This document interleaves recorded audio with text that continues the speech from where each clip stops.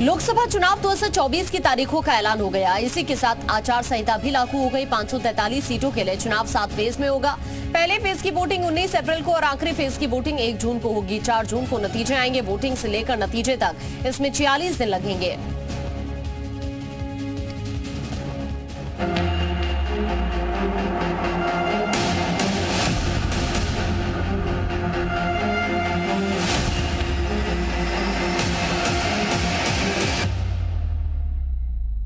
Last phase, 7th phase, notification will be on 7th of May and polling on 1st of June.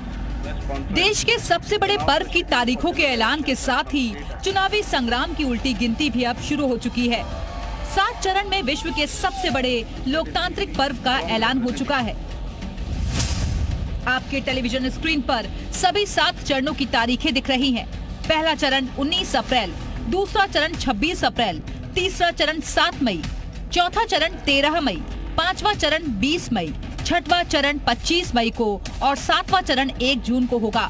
और उसके ठीक 3 दिन बाद 4 जून को तय होगा कि अब की बार 400 पार या इंडिया की धार। सुरक्षा के मद्देनजर 22 राज्यों में 1 चरण तो उत्तर प्रदेश, बिहार और पश्चिम बंगाल में 7 चरणों में चुनाव रखे गए हैं। दिल्ली में छठे चरण में चुनाव होगा।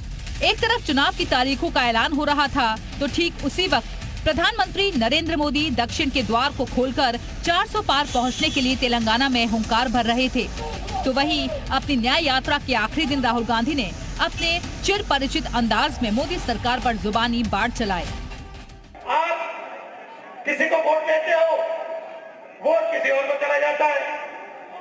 आप किसी को चुनते हो, आप एमएलए चुनते हो, वो एमएलए किसी और का बन जाता है। जैसा कि प्रथम चरण का चुनाव 19 अप्रैल से शुरू हो रहा है, मतलब साफ है कि अब सिर्फ 1 महीने से कुछ ज्यादा का वक्त बचा है। ऐसे में सवाल ये जरूर उठेगा कि बीजेपी के 2 बार से दौड़ रहे अश्वमेध के सियासी घोड़े को इंडिया गठबंधन रोक पाएगा या फिर वो एक बार फिर अपने तय लक्ष्य को साधते हुए 400 के पार पहुंच पाएगा। तेलंगाना भी कह रहा है तीसरी बार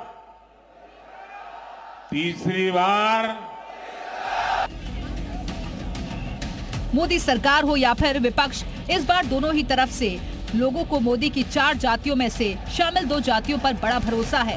पहला महिलाएं और दूसरा युवा। इन दोनों का जोड़ किसी भी वक्त चुनाव का माहौल बदल सकता है। तो दूसरी तरफ जनता के सामने दोनों ही तरह के दल भ्रष्टाचार और विकास के मुद्दे को लेकर भी जाएंगे। इससे विपक्ष मोदी के भ्रष्टाचार विरोधी अभियान की काट कैसे निकालेगा वो देखना होगा। कुल मिलाकर रणनीति बन चुकी है, चुनाव नीति आज आ चुकी है। बस जीत की नीति बननी बाकी है और परिणाम नीति जनता तय करेगी। ब्यूरो रिपोर्ट, जी मीडिया।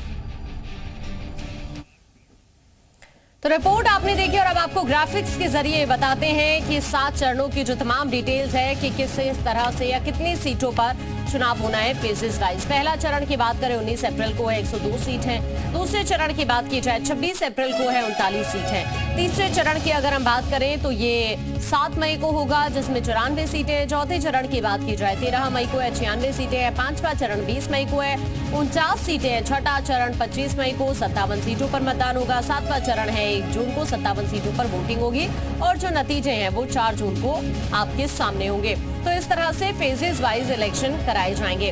2024 के लोकसभा चुनाव में वोटर्स का दिलचस्प आंकड़ा भी आपको जानना चाहिए।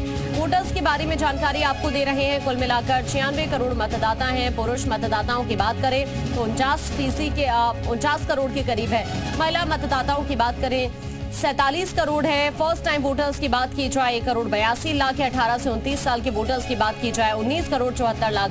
दिव्यांग वोटर्स की बात की जाए 88 लाख 40 हजार है। और आपको ये भी बता दें कि जो 85 साल प्लस वोटर्स हैं वो 82 लाख हैं। इस तरह से हम आपको ये वोटर्स के बारे में जानकारी दे रहे हैं। 100 साल प्लस वोटर्स की बात की जाए तो 2,18,000 है। ट्रांसजेंडर वोटर्स की बात की जाए 48,000 है।